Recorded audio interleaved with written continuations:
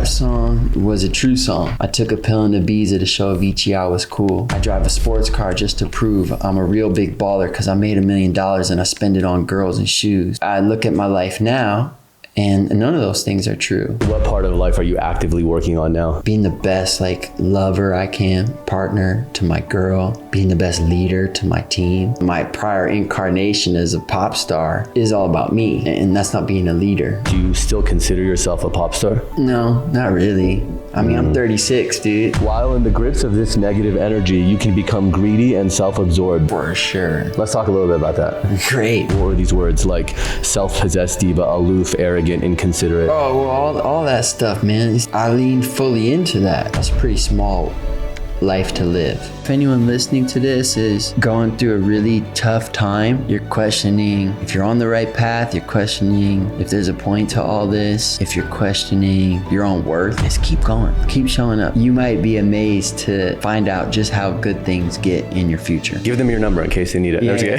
can reach me. My home address. Ever since I wrote my goals down with the pen, my dreams and reality have both been blending in. I just hope that in the end, my debt don't extend me on my dividends if it did. Yeah, we're cheers. supposed to be. And I've been using the Sprouting Company a lot too, so thank you for that. Amazing. Really good. You recently did a TED Talk that I wanted to talk to you about because I saw that you posted about it. Firstly, I was so impressed by how cool and relaxed you were in it. But I mean, I'm sure you're used to performing on a stage. What was it like going into that preparation for that? Well, I worked really hard, and when you're going to speak or be on stage, at least for me, I'm going to be excited. Butterflies, palms sweaty, all those things. So the idea is to prepare to the point where even if you don't do your very best, your baseline is a really good performance. And so the way to raise your baseline is just hard work and repetition. So something that I practiced a lot. And there's levels to that. I'll do things like, that when you go on stage, for example, if I'm playing a show on TV on Jimmy Fallon or something, I know my heart's going to be beating fast. I know that my throat's going to be a little dry because I'm excited. And so what I do is after I can play the piece or give the talk very well and it's memorized, it's in my body, then I go to the next level, which is I will run and get to the point where I'm completely out of breath, run, sprint up a hill, or literally hold my breath and do high knees, and right when my heartbeat is going crazy and I'm out of breath. Okay. Hi, everyone. My name is Mike Posner. Really? I emulate what the excitement's going to feel like. And so you start to practice that condition. But that's last in the process. Yeah. You wait till you know it really well, and then you start doing things. What got you to even know to do that? Is that a technique? I think I learned that from this man, Dr. Don Green. Yeah. Okay. Because you were, performance guru. Wow. Yeah.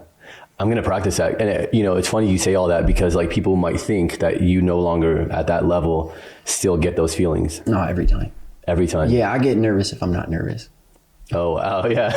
Yeah. Cause that means I'm not really present.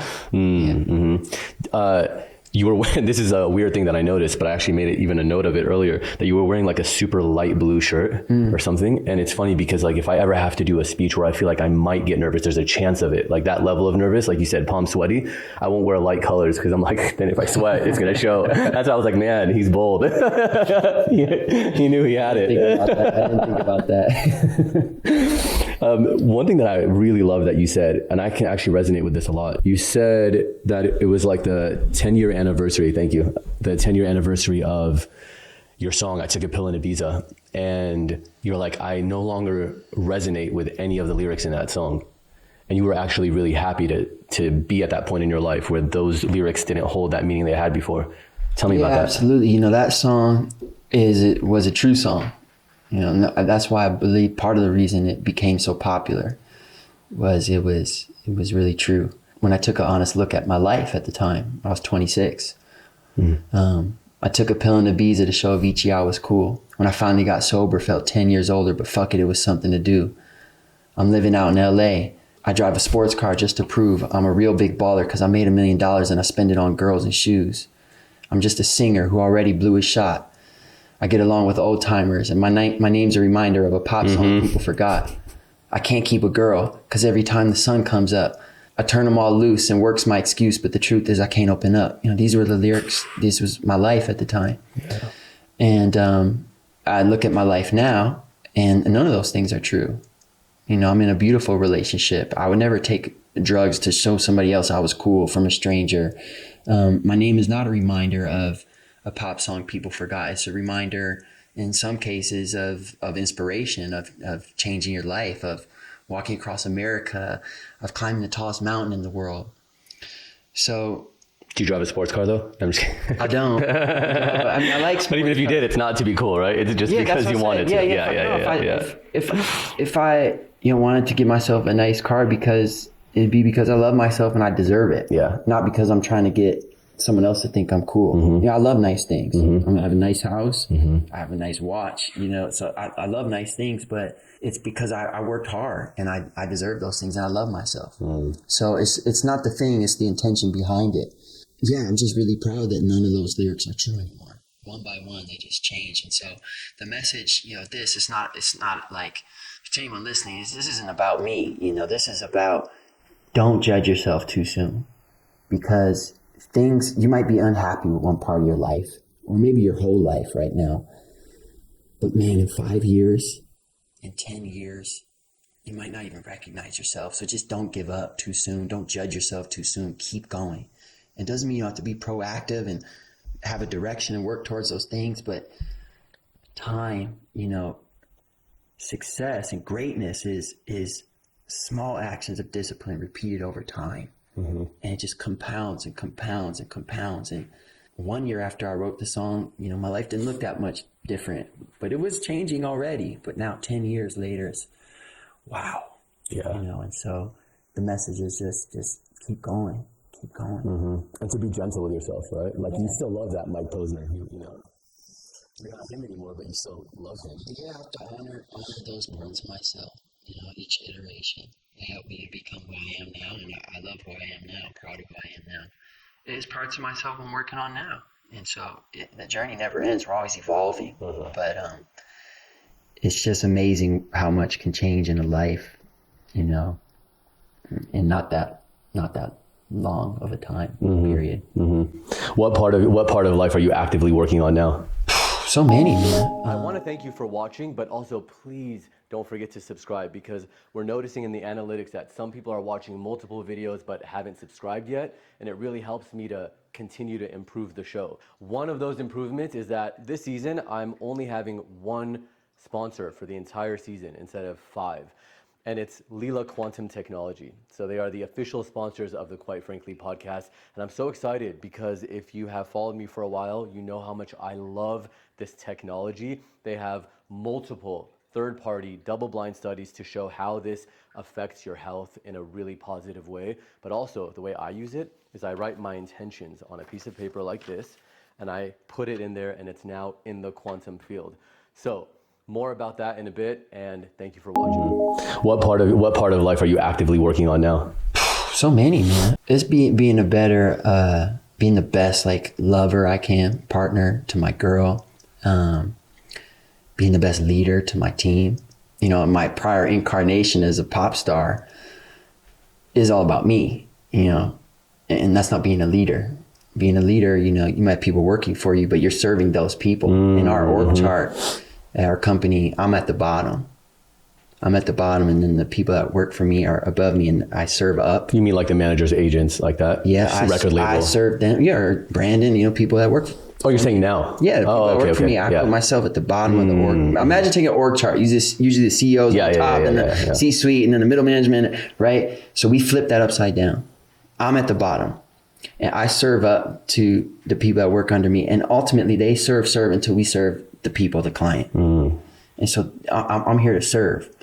And sometimes I have residue in my old life. Everyone's supposed to be taking care of me, because that's what my old life was about. Being a pop star, everyone's taking care of you, the right things in the green room and people carrying your bags and all that stuff. And so I'd say I'm working on that. Can I just want to ask you about that for a second. You call it my old life. Do you still consider yourself a pop star?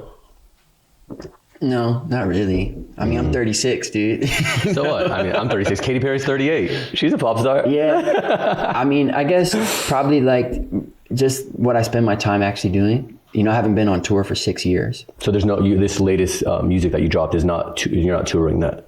I haven't toured for 6. I mean, I will tour again. But I look at myself, you know, if someone calls me, I'm not offended, but I look at myself as a teacher and an artist. So if I'm going on a stage, I'm trying to change people's lives. I'm trying to, you know, leave them in a better place than they were when I got them. And that might be just from putting a smile on their dance a little bit, or might be much deeper. Maybe offering a distinction or just an experience or an awakening of joy or love or peace in their heart. So that's how I see myself. Yeah. Yeah. I used to be a producer and reporter for years, like at Network TV, 12 years, Good Morning America, Nightline 2020, that whole thing. And it's so similar. Like now I can't even, like when I look back at that life, I'm like, man, I just don't feel like there's no part of me that feels like I'm a journalist, you know? It's just like, it's so foreign to me now. Yeah. Even though it's like you said, like you still might tour again. I still, in a way, doing a podcast, doing other things, and still using the skills that I had as a TV journalist, you know, but it's so different. It's so different. Yeah. And identity is really powerful. So really what we're talking about is changing the way you see yourself. These changes start on the inside. When I'm sitting in my guest house in West Hollywood in 2018 and knowing my life isn't working, even though I have everything, even though I'm famous, even though I've been nominated for Grammys, even though I have millions of dollars, even though I have girls that all want to sleep with me, I saw the embryo of who I am now. I saw the embryo of a man who I would actually be proud of, the embryo of someone who had uncovered something spiritually that then he actually had something to share with others. And I started to see myself that way. But now there's a chasm because I started to see myself this way, but no one else sees me that way. They see me as now delusional because you're going to stop touring. You're going to walk across America to find something, right? Identity is powerful. So the way you see yourself, you will align your actions, your habits in your life to that identity. It's really powerful. If you identify as a depressed person, you will take depressed actions, you will have depressed habits, you will do things to keep that identity, live in consistency with that identity. So the good news is identity is malleable, it's changeable. The bad news is when you change it, no one else sees it but you. You know, or they'll challenge it. They'll challenge it. So I always tell people, like, don't share. If you go do ayahuasca, whatever, just keep it to yourself. You don't need to tell everyone what you experienced, because then they'll be like, well, you know, there's always the little triggers. Sure. They say like when you think you're enlightened, go visit your mom. Yeah. You know, and then like, did he say that? Yeah. Spend the weekend with your parents. Yeah. So he's right. Yeah, it's true. Yeah, and so it just takes time. And you're right. At the beginning, this new change in identity or the new dream is like, you know, it's like a little baby shoot. You know, coming out of the ground, you know, a negative comment or a bad day could just crush it because it's so young and new. So it does need to be guarded at the beginning, but over time you water it and you believe it, you become more secure in it yourself. You can tell whoever you want about your ayahuasca experience. It's not going to change it for you. As that thing grows and it's a tree, a trunk, like there's not a storm or a wind can break that thing down. It's strong. It's rooted. And so, yeah, at the beginning, you got to guard it. But once you get to a point yourself, then you have to be it in the world. Yeah. You know, and so there's a next step. You know, you're right. You don't have to broadcast every spiritual awakening, but if you find yourself hiding them too long, spiritual breakthroughs can get stuck, because at the end of the day, the spiritual breakthrough on the retreat it's not just about having a spiritual experience. It's about translating that into a character change. The integration. Yeah. It's about, integrating in you, but then living it and contributing to others. So in some ways, the highest form of the integration is the sharing. Maybe not in the form of, hey, I did this, but like not preaching, but who you're being. But honestly, like the way you live is totally. Exactly. Exactly. I'm writing a book now. I canceled everything for the year, every conference, every retreat, everything to just write this book finally. And one of the chapters is life is the ceremony. You know, like life is the ceremony. That's right. Thich Nhat Hanh has a great line. He says, retreat is about re-entry. You know, and so we all want to have spiritual experiences, and God wants us to have a spiritual life. You know? And And so we all want to see visions and blah, blah. And really what that is like, it's wanting to have something other people don't have. You know, it's a form. Or wanting like the quick way. Like I feel like people just want it now, you know? Sure. And if there's anything I learned, I've gotten into like actual arguments with like Sri Ravi Shankar and Sadhguru and all that, because they'd be like, oh, plant medicine, you know? And like they would kind of shrug it off. They're like, that's just giving you a glimpse, you know? And now I finally got to the point, I mean, I haven't touched plant medicine in a couple of years, because after doing like daily Kriya Yoga, I can see how right they were. Like plant medicine's amazing. It's a bullet train to that place, but it's just giving you a glimpse. You can't stay. Correct. Yeah, you know, you said you can't stay. Bullet train comes back. Totally. A bullet train comes back. Exactly. Yeah. It's a round trip bullet train. Exactly. So it's good. It gives you a glimpse of like what's beyond the veil and whatever, but now get there. And like anybody would just be like, oh, a coincidence. But I don't take it as that when I see all those things I told you about in the beginning of like, wait, I saw your friend just down the street and then this happened and then that guy told me that. In my head, it's a constant ceremony. I can walk from like the kitchen to the living room and that's a pilgrimage for me sometimes. Like literally I go through a whole freaking thing, you know, in my mind from just that little walk across my place. So yeah, life is a ceremony. It's beautiful. Thank you. You brought up walking across America, and I feel like you've talked about it a lot and you probably get asked about it a lot. So I'm not going to like stay too much on it, but you know, the part of it that I want to focus on is what you said, where you're like, everyone in the music industry was like, you're crazy. This is a career killer, you know? And then you said you're like, it was crazy, but it was the best thing I ever did. Or one of, something like that. Yeah, I said, not all crazy ideas are great. That's what it was. But all great ideas are crazy. Yeah. Tell me about that. Yeah, it goes to what we were saying earlier. You know, you make a giant change in your life. You start to see yourself differently. Not everyone's going to get it. And it's scary. Just point blank, it's really scary. And for me, I got to a point where this was a dream of mine to walk across the U.S., and it was a dream that I was putting off year after year after year after year.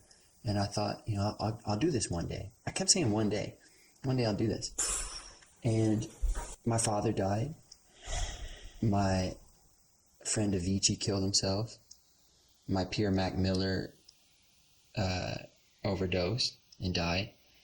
My dear friend I grew up with, Ronnie, had a heart attack and died. And I just realized I'm going to die too. And before that day happens, I'm either going to go on this walk or not.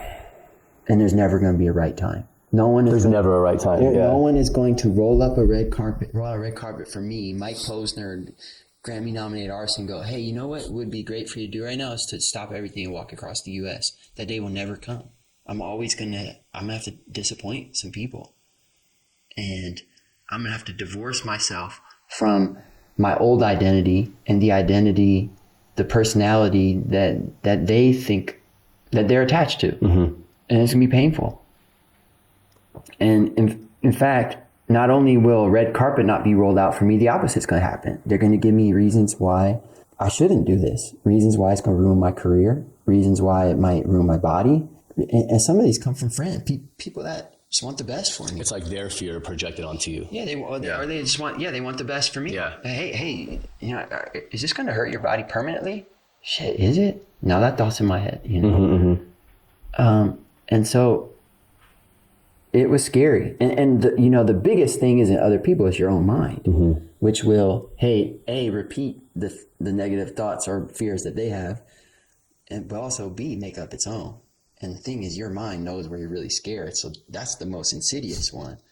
And my biggest fear wasn't ruining my career, wasn't hurting my body permanently. It was not making it across. Wow. And you got to get that, like, I want to make that distinction, was I was risking my career, my body, not to walk across America, to maybe walk across America. Oh, interesting. I didn't know I could do it. How long did it take?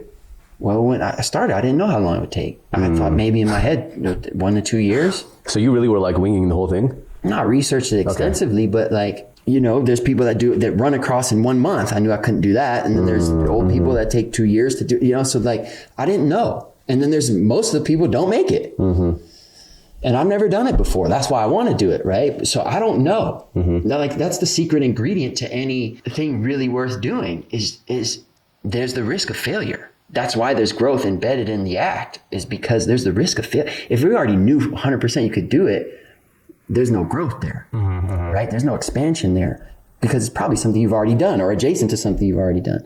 So there's just all this fear. You asked me about, the process of starting. It's just an immense amount of fear. And knowing, drawing on inspiration and experiences from other parts of my life. Hey, we talked about earlier, every time I go on stage, there's fear. And I face it, and I walk on the stage, and then there's a whole bunch of beauty. And it's the best thing I do in my life. And it's lighting other people up. And they tell me I'm one of the best people in the world. People tell me this was one of the best nights of their life because I walked across that fear. Well, this is just another thing. Maybe this fear isn't a sign I'm on the wrong path. Maybe this is a sign I'm doing the right thing. When I was in college and I had already started working at ABC News, I was at my desk, and over like a few months, I put together a whole binder this big full of like notes about how to walk across America, what to do, and I never did it. No way. I still remember a big red binder. Tell me more. That's all I remember. Well, but I remember where did that idea come from? I'd be like, as I'd be waiting for like an assignment, because that's how it was. I'd just be sitting there and they'd be like, hey, there's a, hurricane hitting Hawaii, go. Hey, you're going to do the Oscars tomorrow. You're doing Dancing with This, whatever. So I would just be waiting for an assignment usually. And I'd be scrolling through the internet, and I guess stumbled upon people who were doing this. And I just started to research it more and more. And I remember it was like you said, it was one of those things where I'm like, I'm going to do this one day. So when I do it, I want to be ready and have this binder. I couldn't tell you where that binder is today, And I think it's fine. Like dreams change too. Like right now, there's no part of me that's like regretting that, being like, I want to do that now. Like I don't want to do that now, but I really wanted to do it back then. Yeah. Well, it's an interesting thing. I do believe dreams come with expiration dates. Mm-hmm. So like I have my own example of that. Like I used to want to go to like Bali and stay in a hostel. Now I'm 36. I made a little money. I'm not going to that hostel. So I never did it. When I was inspired to 10, 15 years ago in my early 20s. And now that experience just won't be in my life. Right. Because I didn't execute on it then. Yeah. And so, from a higher level, we're always where we're supposed to be. Mm-hmm. So there's no fruit in going, I didn't fucking do that thing. Exactly. Yeah. We're where we are now. We're right where we're supposed to be. And at the end of the day, now is the only real thing. The future doesn't exist except in our minds. Mm-hmm. That's the same thing. But when we have the inspiration to take action, and it comes from a pure place, I think it's important to listen to that. For sure. And it doesn't, that call won't be there forever. Right. So.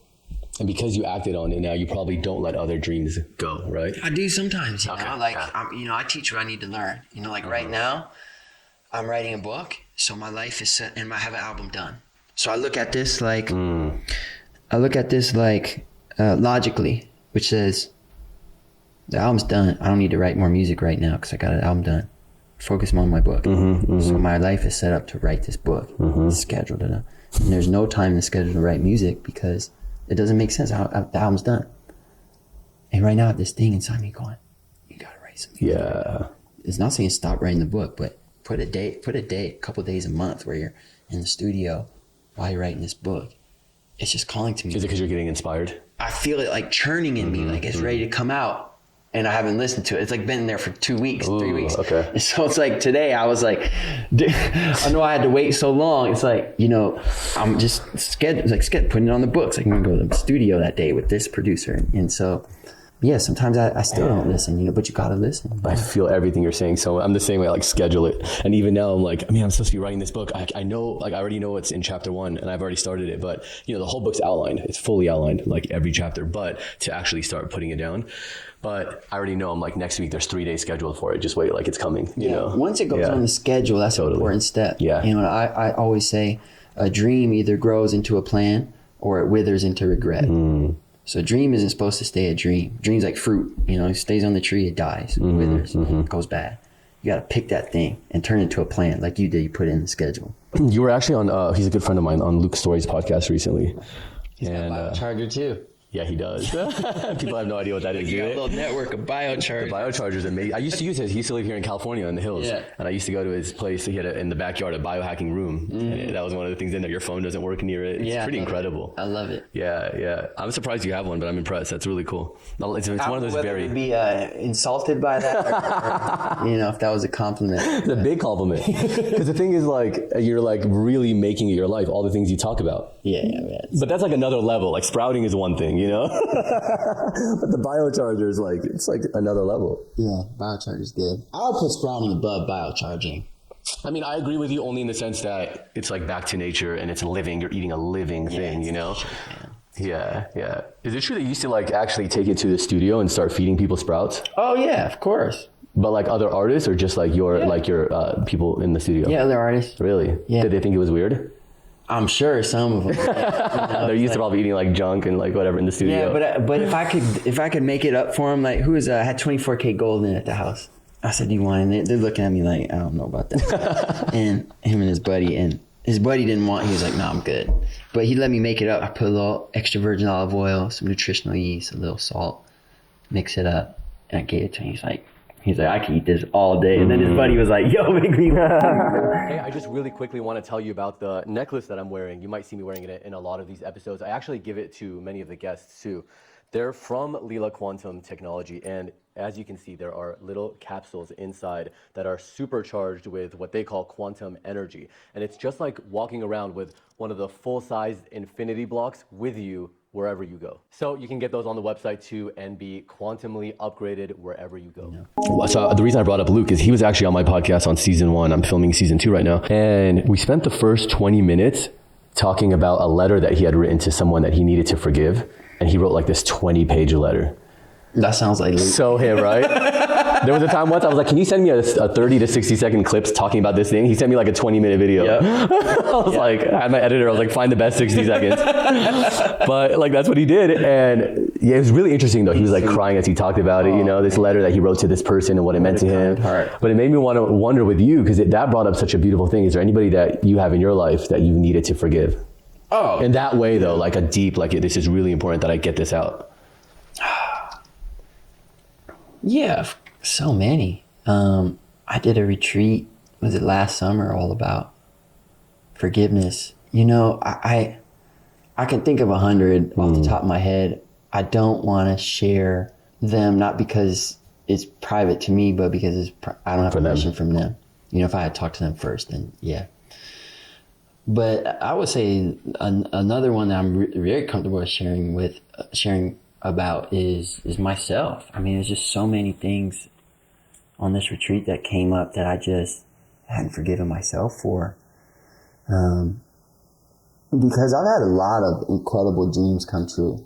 You go from getting a record deal to working across the U.S. We talked about to climbing Mount Everest. I mean, like, I've had an incredible life, and it's not done. But I've had so many other dreams not come true. You know, so many things I've failed at, so many projects I started that I have abandoned, and just, you know, letting go and, you know, not beating myself up. You know, hey man, like, you're not supposed to be perfect. You're not supposed to bat 1,000, you know, and you're a beautiful guy. You know, it's like, I keep a note on my phone now of reflections people give me. I do incantations, like affirmations. Incantations is an affirmation mixed with like a state change. So like running or in the ice bath. And I'll be saying things like, I am joy, I am faith, I am love. You know, I see, hear, feel, and know. My purpose is to be a leader, to unlock the magic potential of myself and others, right? So I'm doing that. But then sometimes someone will say something to me like, hey man, that thing you did changed my life. And my first inclination is to like shut down, block it. Why? I think it's a habit I started in my early 20s when I was a pop star, you know, and it's like I had to create boundaries in my life where everyone who was a fan of mine didn't like end up in my house or, you know what I mean? So just creating a separation between me and my audience, which had healthy intentions. But I would do that kind of, I think maybe I took it too far. And so now it's knowing, you know, I'm an adult now. I can receive a compliment without like, you know, giving the person my phone number. And that's what I used to do when I first started, you know. Seriously? They'd be like, yo, yeah, people would be like, hey man, like I make music too. Like, can I play my, and I was scared to say no. I wanted everyone to like me. Yeah. So now I'm like listening to some dude's demo and like, it sucks. And they're like, how is it? I'm like, it's great. Can I come to the studio with you?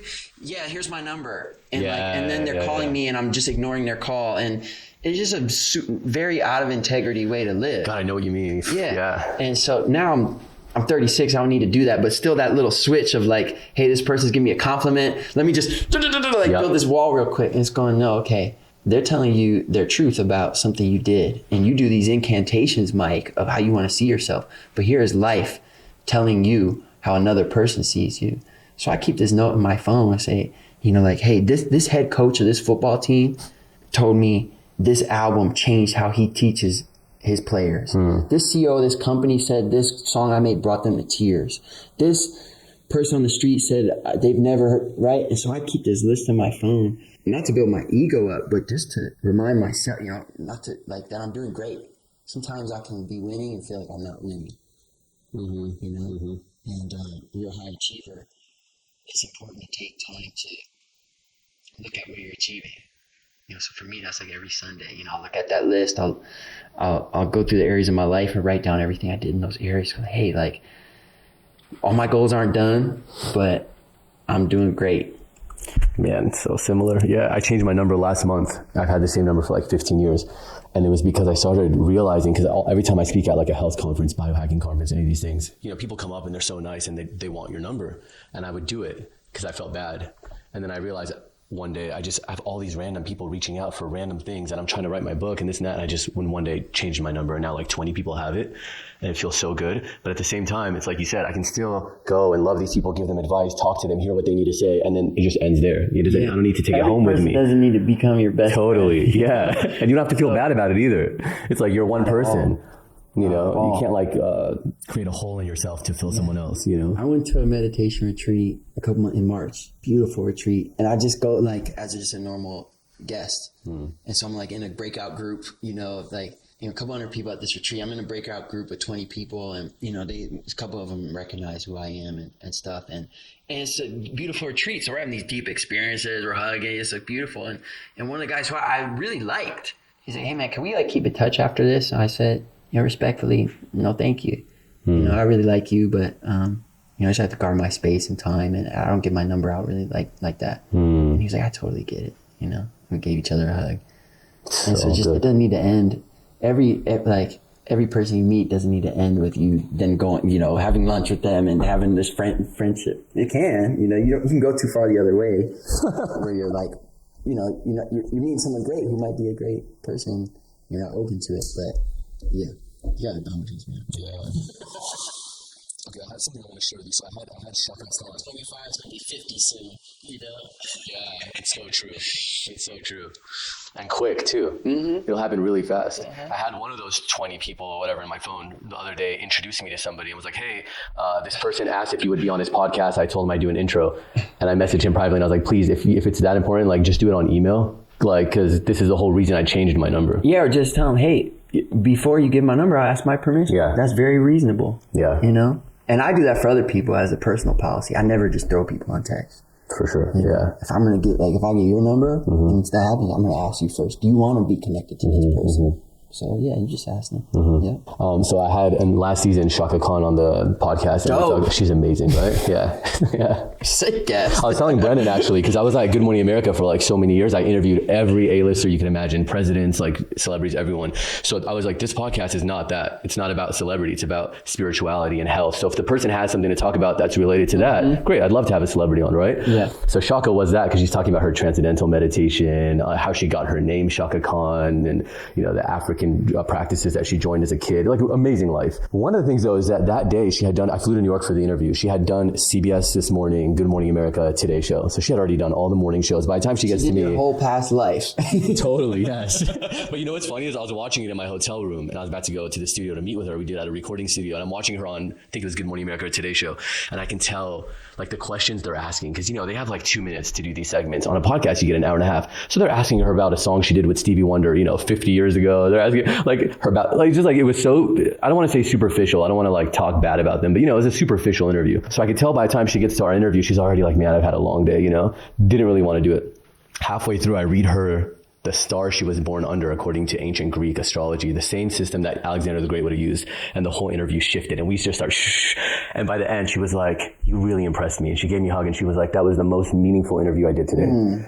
You know, it's so beautiful. And I wanted to read the star you were born under, and it's so fitting. When you read it, even the first paragraph, you're going to be like, holy crap. So you're born under the star called the Muses.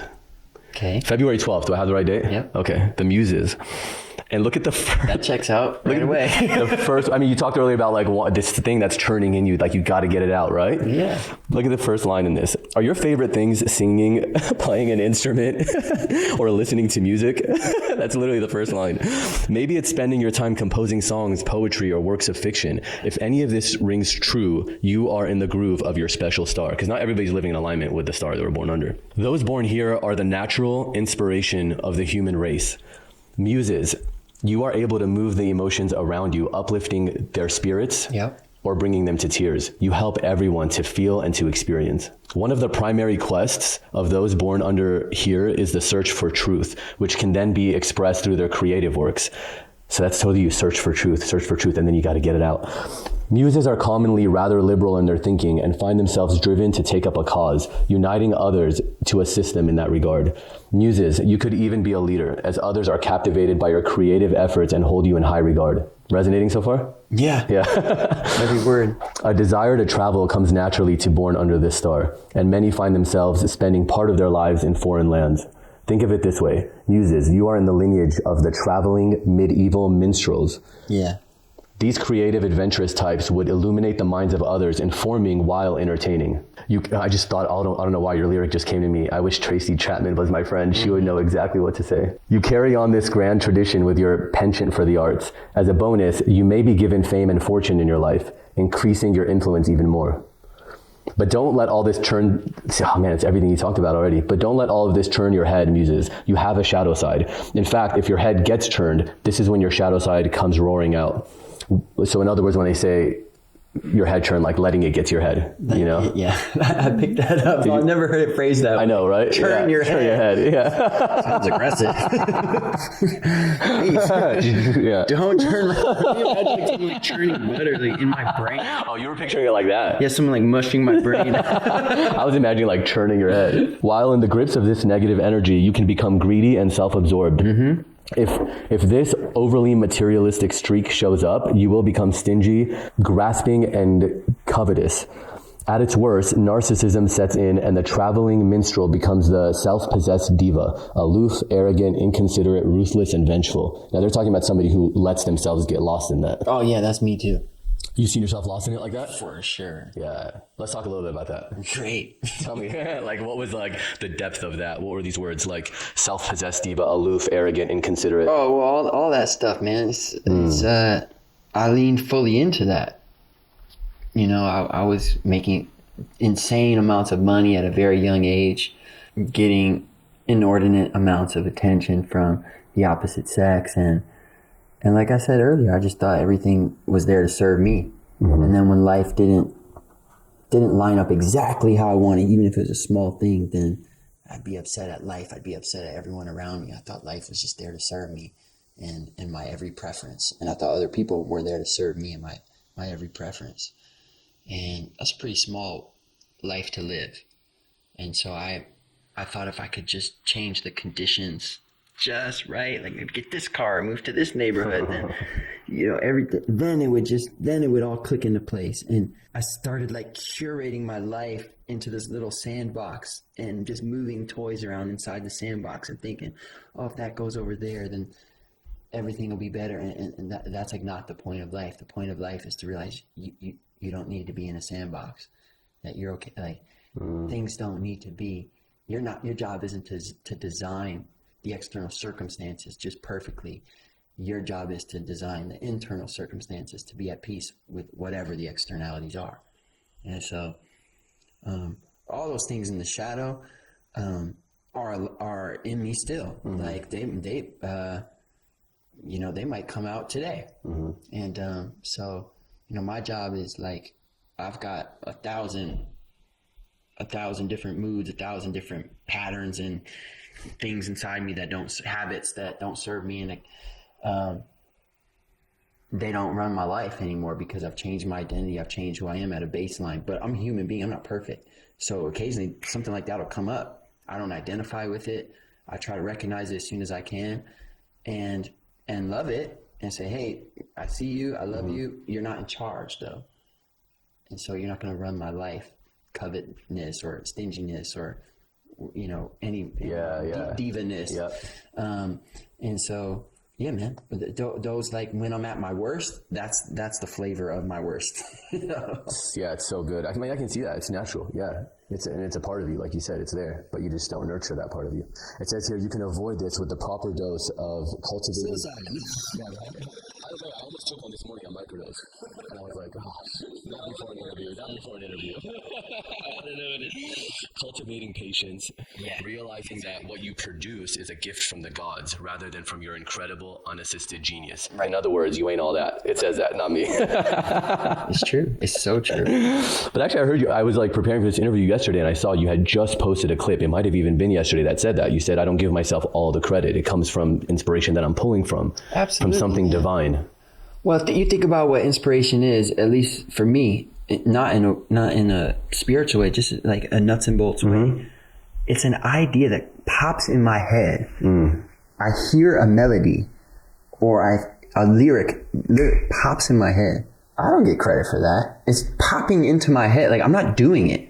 But you get credit for what you do with that then. Because some people will just go, oh, that was interesting. Okay, what's on Netflix? You got to show up. You know? Right, yeah. And that's what I say. You got to show up. And you have a response when you have a gift, because that's a gift, right? That's a gift. That comes from God. I think we have a responsibility to take care of our gifts, develop them, and then share them. So, yeah, you can give me credit for that part.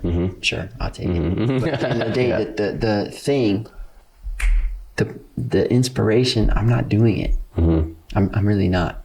But do you feel like you get them at more like different times, like in your life, like when you're doing a certain thing, do those come more often, or is it just sporadic? Yeah, there's some patterns. I mean, one of like, there's really emotional times. That's a way that I can express that deeply. Times where there's a space, you know, if I'm rushed, I'm probably not gonna think of a song idea. And so space, I more believe it's always there, and it's a matter of just getting out of the way. Yeah. Okay, so it says, those born under the muses also have a wonderful inborn ability to achieve spiritual depth. After all, you are in close contact with the inspirational forces of heaven itself. Using your talents to bring the highest vibration through, you can elevate yourself and all those who partake in your creations. Even if you use your connection with the divine to assist only yourself through devotional songs or chants, for example, I know Tina Turner did that too, you raise the spiritual quality of anything else that you do. Such practices are always time and energy well spent, muses. Saturn's energy is a strong influence in relationships for those born here as well. Unfortunately, one of the areas ruled by Saturn is delay. More often, this means that a child of the muses will marry later in their life, or will have a difficult time settling into a fine long-term relationship for a while. You said you're in a relationship now, yeah? Do you feel like it took a while to get there? Yeah, I'm 36. Yeah. Was it at 36 that you connected, or? Yeah. Okay, so this is new. A lot of my friends are married, have kids. Yeah, because I was all focused on the other relationship. Yeah. I mean, it's all here, you know? It's all there. So don't panic, muses. If you haven't found your true love before you turn 30, in the long run, it's probably a blessing. Saturn's gift in the world of relationships is an improvement with age, so be patient. Looking at your prospective partner, someone you link with should be mature, able to handle your creative side, not threatened by your fame or notoriety. I mean, this is all in there. Like, it's kind of like destined to be famous in some level, you know? In return, keep your inner diva well in check so that you don't come off as irrational or high maintenance to your partner. Muses, you're here to speak to the soul of humankind with your gifts. You show the rest of the world what it means to experience emotion for great benefit. You demonstrate the connection that exists between humanity and the source of inspiration. So share your wisdom and uplift us all. Spot on, right? Is it changed by year? No, by day. It's actually really interesting. I had on my last season, the very last episode was with a Vedic astrologer. I fell so in love with it. I've been going to Vedic astrologers for years. Okay. As in, like, not Western astrology, but Vedic. It's so different. Okay, so this is like way different than... This is not like, you're a Taurus, no, it's not that. Got it. You would be something, like, for example, what are you? So you go one back, and that's what your sun would be in Vedic astrology, but they don't even look at your sun. They're looking at your moon, your ascending, and then all the houses. It's so interesting. I'll send you your chart at some point if you want. Okay. It's really interesting to look at. It's so interesting. You gotta give me your number then. I will. You be number 24. Oh, shit, Oh man. and then he changed his number the next month. Fuck, Posner's always hitting me up about astrology now, man. Dude, it's so accurate. Chart already. Yeah, he's trying to get a reading. No. But I was so inspired by her. I signed up for her university. It's like this 2-year university to learn it myself. And I'm like actually getting really interested in it.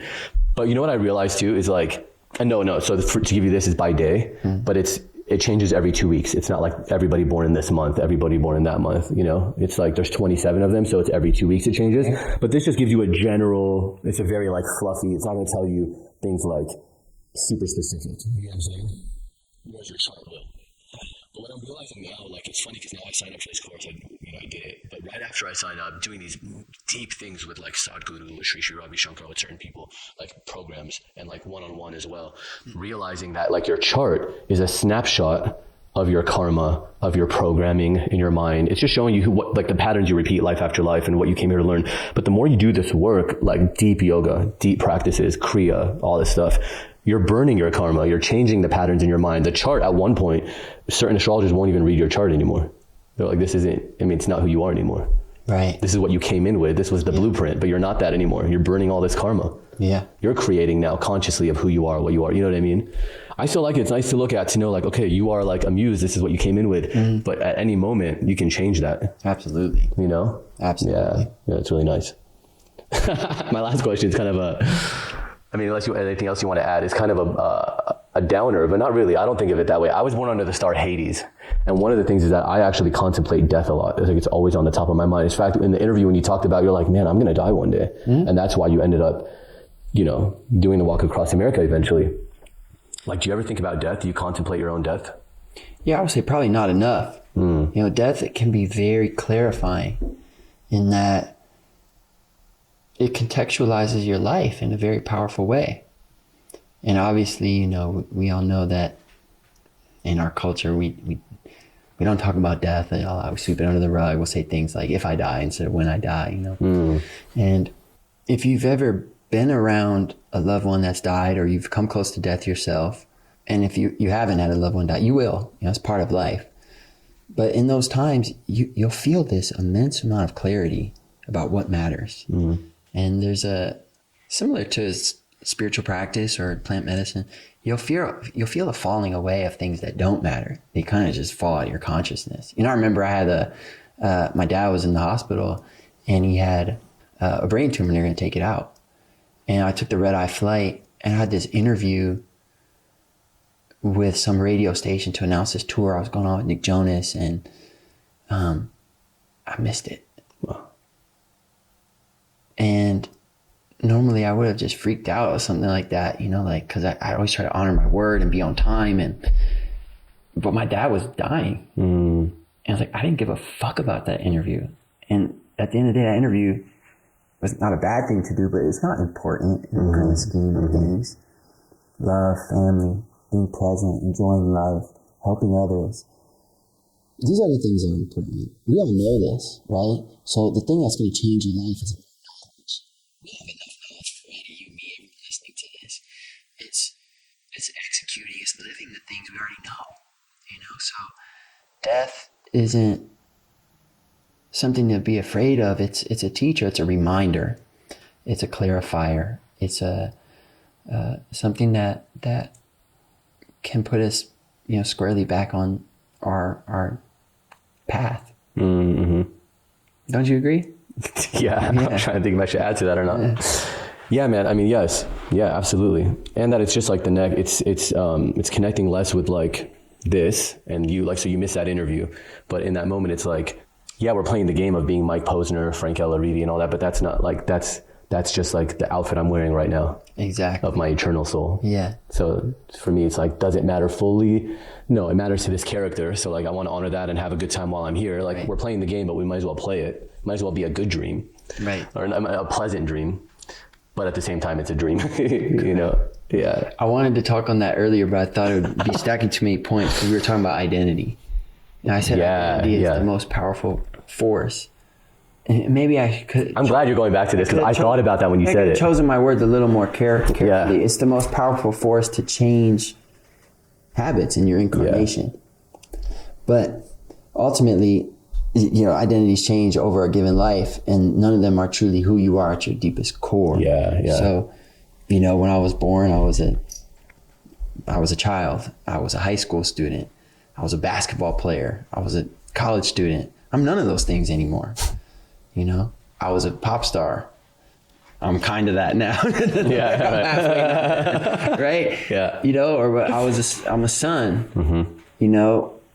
When my mother passes, I won't be a son anymore. But see, all those are changes, right? Correct. The one thing that didn't change and never will, never can, is what you actually are. Correct. Those are all identities. Yeah. But they're all... But it's like you said, you can use those for the growth, right? Mm-hmm. I said actually just yesterday somebody, because she was like, well, that's all just mind stuff. And I said, yeah, but we use the mind to dissolve the mind. Just like in ancient Rome, like the washers, they'd like wash. They would use dirt to wash dirt out of clothes. So you use the soil to clear soil, just like you use the mind to dissolve the mind. Yeah. It's like you just utilize it rather than thinking I am that. Right. Yeah, mind is a powerful tool. You can either use it or it can use you. So. Yeah. Man, thank you so much for this. Thank you, man. Yeah. What a pleasure to meet you. So good. You too. Thank you. Thank you. It's a beautiful interview. Anything you want to add? No, man. Just thanks and have a blessed day. If anyone listening to this is going through a really tough time and you're questioning if you're on the right path, you're questioning if there's a point to all this, if you're questioning your own worth, just keep going. Keep showing up. You might be amazed to find out just how good things get in your future. So that's the last thing. Nice. Give them your number in case they need it. Yeah. You can reach me. My home address. That was all good. Thank you, brother. Yeah, thank you. Thank you. Ever since I put my goals down with the pen, my dreams and reality both been blending in. I just hope that in the end, my dad don't extend me, I'm a dividends if it did. And I have to keep dividends. And the other chicken down another nose, adrenaline. I don't need to pretend to live a life that I never did. Cause I'm right where I need to be.